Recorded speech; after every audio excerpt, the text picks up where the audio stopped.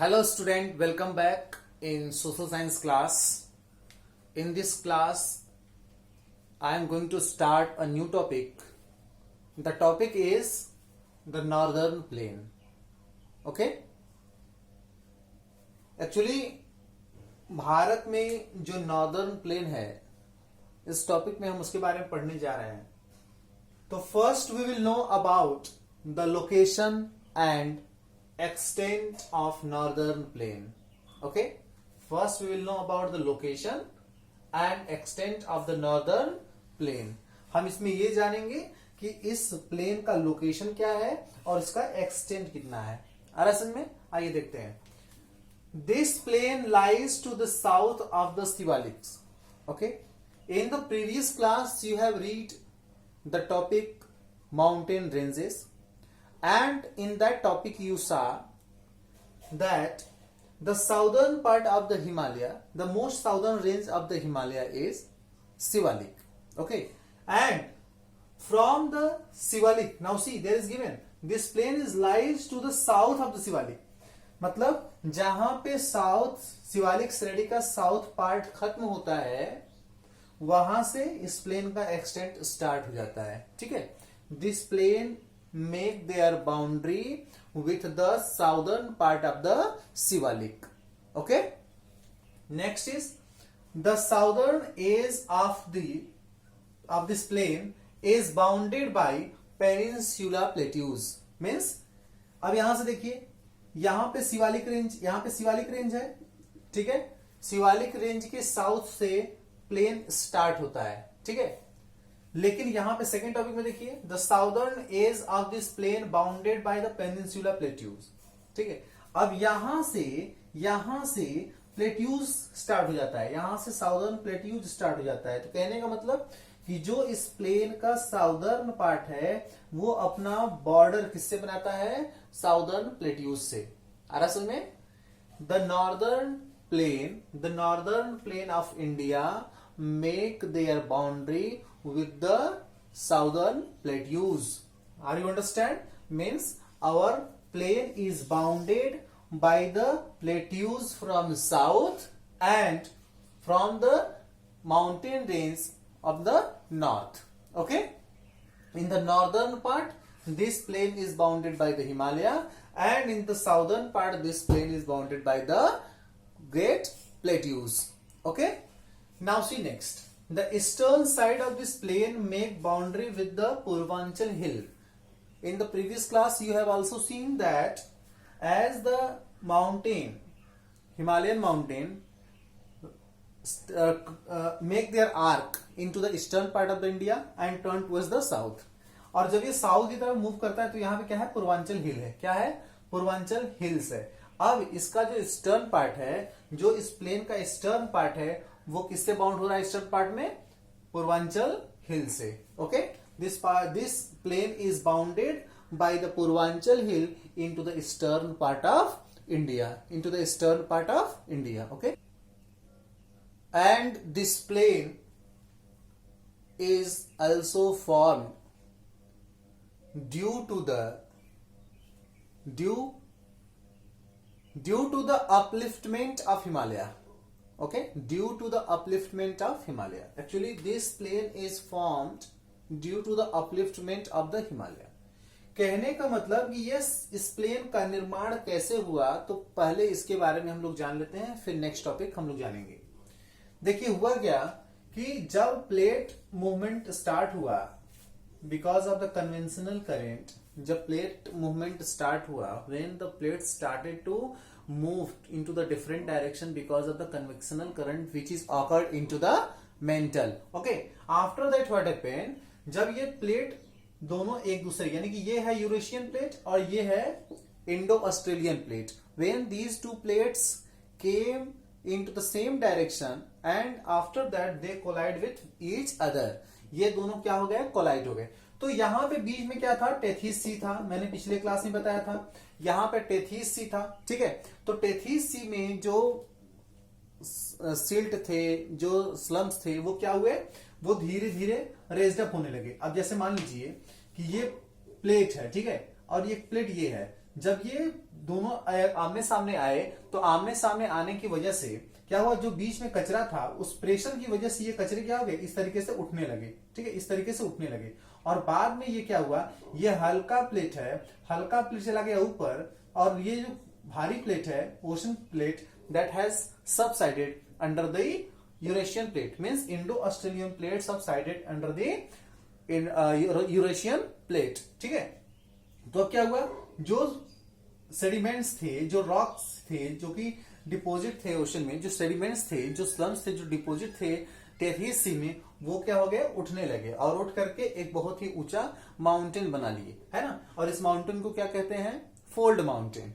अब माउंटेन जब बना तो उसी समय क्या हुआ कि जब यहां से और यहां से दोनों तरफ से प्रेशर लग रहा था, तो प्रेशर लगने की वजह से यहां का जो पार्ट था ये क्या हो गया, फोल्ड हो गया।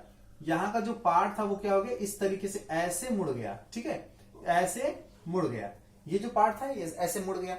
अब मुड़ने की वजह से क्या हुआ कि जब इस माउंटेन रेंजेस से नदियों का निर्माण हुआ, when the numbers of the reverse took born from this mountain, okay, after that they started to filled up it with the sediments। जब यहां से नदियां ओरिजिनेट हुई, ओरिजिनेट होने के बाद ये बहुत सारे sands and other materials, okay, they were started to brought by their water. अब यहां से अपने नदियों, अपने पानी से क्या करते थे, मटेरियल्स को लेकर आते थे और ले करके आकर के इसी में डिपॉजिट करते थे, इसी में डिपॉजिट करते थे। ठीक है, और धीरे धीरे क्या हुआ, ये पूरा का पूरा जो कर्व एरिया है ये पूरा फिल्ड हो गया किससे, सैंड से, ये पूरा एरिया भर गया। ठीक है, और जिसकी वजह से क्या हुआ कि यहाँ पे ग्रेट प्लेन का निर्माण हो गया। This great plain took form, okay, by this process.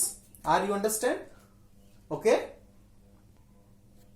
Okay, next we are going to know about the characteristic of northern plain. अब हम इसके कैरेक्टरिस्टिक के बारे में जानेंगे। Okay, now see what are the characteristics of northern plain. First, see, the northern plain of India formed by three major river system, namely Indus, Ganga and Brahmaputra. Okay, there is three river system. First is Indus river, second is Ganga river, okay, second is Ganga river, and third river is Brahmaputra. This is the Brahmaputra river. Okay,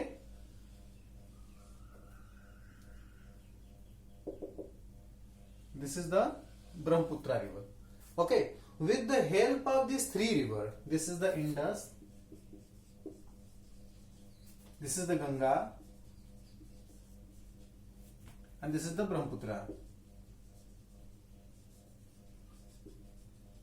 Okay, with the help of these three rivers, these northern plain took their form. ये जो northern plain है basically इन तीन नदियों से बना हुआ है। आ रहा समझ में? बेसिकली इन तीन नदियों से बना हुआ है। ठीक है, और नॉर्दर्न प्लेन का कुछ पार्ट जो है, नॉर्दर्न प्लेन के एक्सटेंट का कुछ पार्ट वो कहां पे है, पाकिस्तान में है। आ रहा समझ में? तो जो नॉर्दर्न प्लेन है वो इंडस के ट्रिब्यूटरीज से, गंगा और उसकी ट्रिब्यूटरीज से, और ब्रह्मपुत्रा और उसकी ट्रिब्यूटरीज से बना हुआ है। ठीक है, आगे देखिए, this plain is form of alluvial soil, means जो ये प्लेन बना हुआ है, in this plain what soil has been deposited, that is alluvial soil, and this soil has been brought by these rivers and its tributaries. ठीक है, तो इस नदी में जो भी मिट्टियां डिपोजिट है वो कौन सी मिट्टी है, एल्यूवियल सॉइल है, और यह एल्यूवियल सॉइल किसके द्वारा कैरी करके लाया गया है, तो इन नदियों के द्वारा कैरी करके लाया गया है। ठीक है, next is this plain cover an area of 7 lakh square kilometre. यह जो प्लेन है, इस प्लेन का टोटल एरिया अगर हम कैलकुलेट करें तो कितना है, 7 lakh square kilometre. This plain has recovered the area of 7 lakh square kilometre. Okay, the extent of this plain is approximately 2400 kilometre. इसकी जो लंबाई है इस प्लेन की वो कितनी है, लगभग 2400 किलोमीटर, और इसकी जो चौड़ाई है वो वेरीड है, ठीक है। जैसे 240 टू 320 किलोमीटर आ रहा है। हम आसाम के पास जाएंगे तो इस प्लेन की चौड़ाई क्या होगी, कम होगी, और जब वेस्टर्न साइड में जाएंगे तो इस प्लेन की चौड़ाई क्या होगी, ज्यादा होगी, ठीक है। तो the width of this plain is different from west to east. Okay okay, next topic is many riverine islands form in this river। अब riverine island क्या होता है, तो first we should know about that. देखिए, suppose this is a river, ये क्या है, river है, ठीक है। और जब ये रिवर क्या करती है, जैसे मान लीजिए कि ये हिल है और यहां से इस तरीके से रिवर यहां से ओरिजिनेट हो रहा है, यहां से ओरिजिनेट हो रहा है और यहां से इंटर कर रहा है और यहां पे जाकर के ओशन में मिल जा रहा है, ठीक है। तो जब नदी यहां से यानी कि माउंटेन से, when river will carry the huge amount of soil and sands from the mountain as it will enter into the plain area, what will happen after that, the speed of the water will be very low, ठीक है। यहां पे water का speed क्या हो जाएगा, लो हो जाएगा। अब जब वाटर का स्पीड लो हो जाएगा तो जो सैंड्स और सिल्ट जो कैरी करके रिवर ला रहा है, that river have not capability to carry the silt and soil into the ocean, okay, because of the low flow of the water, this sands and silt will be deposited in the middle part of the rivers। यानी जो नदी जो है, ये जो नदी है, इस नदी के बीच में ये सिल्ट और सैंड्स डिपोजिट हो जाएंगे और ये पार्ट एक आइलैंड जैसा दिखाई देगा। इसको हम क्या कहते हैं, इसको हम कहेंगे riverine island. Are you understand? And the best example यानी कि the biggest riverine island is Majuli, that is in the Brahmaputra river, okay, that is in the Brahmaputra river। Now next topic is the division of northern plain। Okay, now we will know about the division of northern plain। Actually northern plain is also divided into three part: Punjab plain, that is formed by Indus River and its tributaries. Second is Ganga plain, it is formed by Ganga River in between Ghaggar and Tista River। Are you understand? And next is Brahmaputra River, it is formed by the Brahmaputra and its tributaries। Now try to understand। Actually Punjab plain, okay, the first plain is Punjab plain। Punjab plain is formed by Indus River and its other tributaries, okay, and its other tributaries। Are you understand? Like Jhelum, Chenab, Betwa and etc, okay। Are you understand? तो ये जो Indus river है और इसके जो tributaries है, इसके द्वारा जो फॉर्म किया गया प्लेन है, उस प्लेन को क्या कहते हैं, Punjab plain. And most part of this plain is in the Pakistan, okay. Second is Ganga plain, second is Ganga plane.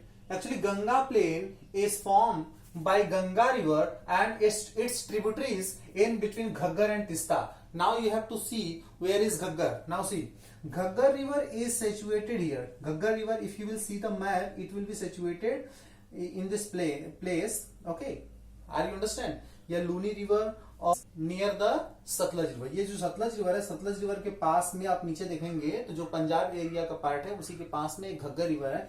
इस घग्गर रिवर से लेकर के यहाँ पे तिस्ता रिवर है, इस तिस्ता रिवर और घग्गर रिवर के बीच का जो पार्ट है, ये पार्ट जो है प्लेन का, वो किसके द्वारा फॉर्म किया गया है, ये फॉर्म किया गया है गंगा रिवर और उसके ट्रिब्यूटरीज के द्वारा। तो आपने दो चीज जान लिया। First you have known about the Punjab plain. Punjab plain is form by the Indus and its tributaries, okay, and the part of Punjab plain, maximum part of the Punjab plain is now in this time in the Pakistan। Are you understand? After that you have seen the Ganga plain। Ganga plain is formed in between the Ghaggar river and the Tista river। It is formed by the Ganga river and its tributaries। Next is Brahmaputra plain। Brahmaputra plain is formed by the Brahmaputra river, okay, it is also known as the Assam plain। Basically this plain is formed largely into the Assam in India। Are you understand? Okay, now next is the division of northern plain on the basis of relief feature। अब relief feature के आधार पे हम northern plain का division करेंगे। आइए देखते हैं। तो on the basis of relief feature, the northern plain can be divided into two parts। First is Bhabur and second is Tarai। Bhabar and Terai. Bhabar क्या है, तो भाबर जो रीजन है वो है 8 to 16 किलोमीटर चौड़ा, ठीक है। 8 to 16 किलोमीटर वाइडर जो पार्ट है इस प्लेन का नॉर्दर्न पार्ट में, वो क्या है, भाबर है। देखिए होता क्या है कि जब यहां से नदी ओरिजिनेट होती है, ठीक है, जब ओरिजिनेशन होता है रिवर का, तो रिवर बहुत तेजी से माउंटेन से स्लोप की तरफ बहुत तेजी से स्पीड से आती है। कभी भी आप ऊंचाई से पानी को गिराइए, बहुत स्पीड से जाएगा, तो बहुत ही स्पीड से वाटर्स क्या होता है, नीचे प्लेन एरिया की तरफ आता है। तो उस समय होता क्या है कि यहां से बहुत ज्यादा बड़े बड़े बोल्डर्स, पत्थर, कंकड़ and pebbles etcetera they carry with them self, okay.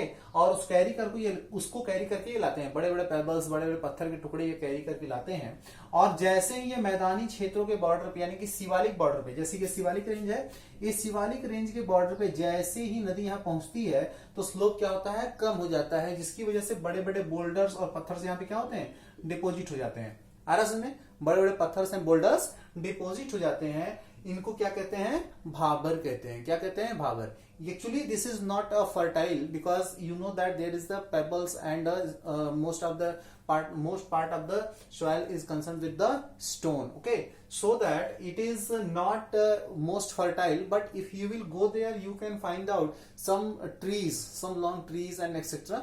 But there they will be very few. Are you understand? This is not most fertile. We cannot do the agriculture in this place, okay. आ रहा समझ में, ये कहां पाया जाता है, तो भाबर जो है, भाबर आपके शिवालिक रेंज के साउदर्न पार्ट में, जहां पे हिमालय का स्लोप और प्लेन जहां पे मिलते हैं, वहीं पे एक बॉर्डर की तरह पेबल्स वगैरह इकट्ठा कर दिए जाते हैं, और वहीं पे क्या होता है, भाबर का निर्माण होता है। अब होता क्या है कि जैसे ही ये रिवर्स यहाँ पहुंचते हैं, जैसे छोटे छोटे स्ट्रीम्स पहुंचते हैं नदियों के, जो कि ओरिजिनेट होते हैं माउंटेन से, जब यहाँ पहुंचते हैं तो जैसे ही इस पेबल्स के पास जाते हैं तो वो डिसअपियर्ड हो जाते हैं, है ना। जैसे ही ये छोटी छोटी नदियों का वाटर यहाँ पहुंचता है तो वो नदियों का पानी क्या हो जाता है, डिसअपियर्ड हो जाता है, गायब हो जाता है। क्यों गायब हो जाता है, जैसे मान लीजिए कि ये बड़ा बड़ा पत्थर का टुकड़ा है ना, और यहाँ से पानी आ रहा है, तो यहाँ से पानी आएगा, कई स्ट्रीम में बढ़ जाएगा, और छोटे छोटे स्ट्रीम से होकर के अलग अलग पार्ट में बढ़ जाएगा, ठीक है। तो यहाँ पे आने के बाद आपको कोई नदी दिखाई नहीं देगी। इसके पहले आपको छोटी छोटी नदियां या कुछ नदियां दिखाई देंगी, लेकिन जैसे ही वो पेबल्स के पास आते हैं, जैसे ही इस भाबर रीजन्स के पास आते हैं, वो टोटली क्या होते हैं, डिसअपियर्ड हो जाते हैं। Are you understand, they totally disappeared. लेकिन जैसे ही इस पार्ट को हम पार करेंगे, फिर से नदियों का ओरिजिनेशन स्टार्ट हो जाता है, okay. Next is Terai. Basically Terai region is belonging to the eastern part of India, that is concern with the Brahmaputra river, ठीक है। जो तराई रीजन है वो किससे कंसर्न है, ब्रह्मपुत्र रिवर से कंसर्न है। एक्चुअली यहाँ पे बहुत ज्यादा बारिश होती है, बारिश होने की वजह से यहाँ पे जो मिट्टियां पाई जाती हैं वो हमेशा क्या होती है, मार्शी होती हैं, मतलब दलदली होती हैं, ठीक है। तो जो दलदली रीजन्स का बेल्ट है, जहां पे हमेशा बहुत ज्यादा बारिश होता हो और मिट्टियां बहुत ज्यादा नमी एब्जॉर्ब करके रखती हो, उसको क्या कहते हैं, तराई रीजन। इसकी चौड़ाई कितनी है, 10 से लेकर के 20 kilometre. Are you understand, it is recover the area in 10 to 20 kilometre on the basis of width, ठीक है। चौड़ाई के आधार पे ये 10 से 20 किलोमीटर का एरिया रिकवर करती है। Are you understand. और actually I have told you about the Terai region. In the Terai region the forest which have recovered the area that has been cut down. मतलब यहाँ पे जो तराई रीजन में जो डेंस फॉरेस्ट था, स्वाम्पी लैंडफॉर्म में बहुत ज्यादा प्लांट्स ग्रोन करते हैं और वहां बहुत ही ज्यादा डीप फॉरेस्ट होता है।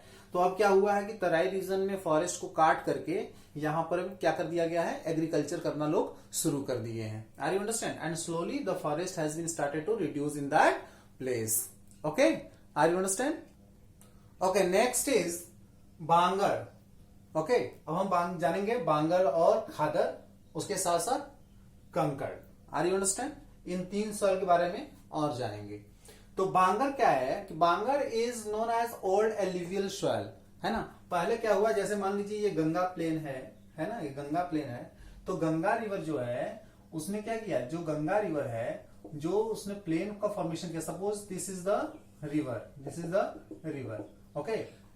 Around that river this is the plain area. Are you understand, यह जो प्लेन एरिया फॉर्म किया गया है, यह प्लेन एरिया जो फॉर्म किया गया है जिसमें हम लोग रह रहे हैं अभी, ये जो प्लेन एरिया फॉर्म किया गया है, इस प्लेन एरिया पे जो मिट्टियां हैं, जो मिट्टियों का डिपोजिशन है, उसको क्या कहते हैं? बांगर कहते हैं। ठीक है, they are old alluvial soil and these types of soil is very useful for doing the agricultural activities, but every time they are required some what you can say, natural manure or chemical fertilizers. Are you understand? We have to give, we have to spread the natural manure or chemical fertilizers to increase its fertility. Are you understand? But mostly we do the agriculture in this region, okay, where the Bangar soil will be found.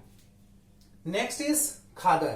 खादर किस soil को कहते हैं? तो new alluvial soil is known as Khadar. जो Khadar soil होता है, actually जब river flow, जब बारिश का मौसम आता है, during the rainy season, you know the reverse flooded with the water. जो नदी है वो पानी से पूरा भर जाती है, और जिसकी वजह से बहुत ही ज्यादा स्लम्स वगैरह कैरी करके लाती है, बहुत ज्यादा सॉइल कैरी करके रिवर लाती है. और जब रिवर में वाटर प्रेशर कम होता है रेनी सीजन के बाद, तो धीरे धीरे वो मिट्टियां जमीन पे डिपॉजिट हो जाती हैं, and that soil is known as the new soil, and this is also known as the khadar soil. ठीक है, और ये सॉइल जो होती है बहुत ही ज्यादा फर्टाइल होती हैं. इनको किसी प्रकार का केमिकल फर्टिलाइजर्स की जरूरत नहीं होती है. Means we need not to spread the chemical fertilisers, we need not to spread the natural manure to increase the fertility of this soil, because this soil is very fertile. Next is conker soil, that is also known as the calcareous deposit. Calcareous deposit क्या होता है कि इस प्रकार के soil में बहुत ही ज्यादा मात्रा कैल्शियम की होती है. आ रहा समझ में? ये अक्सर रिवर वैलीज के किनारे पाए जाते हैं और इसमें कैल्शियम की मात्रा ज्यादा होती है. इसको बोलते हैं kankar soil. Okay, in this way we have known about the northern plain of India. Okay, thank you.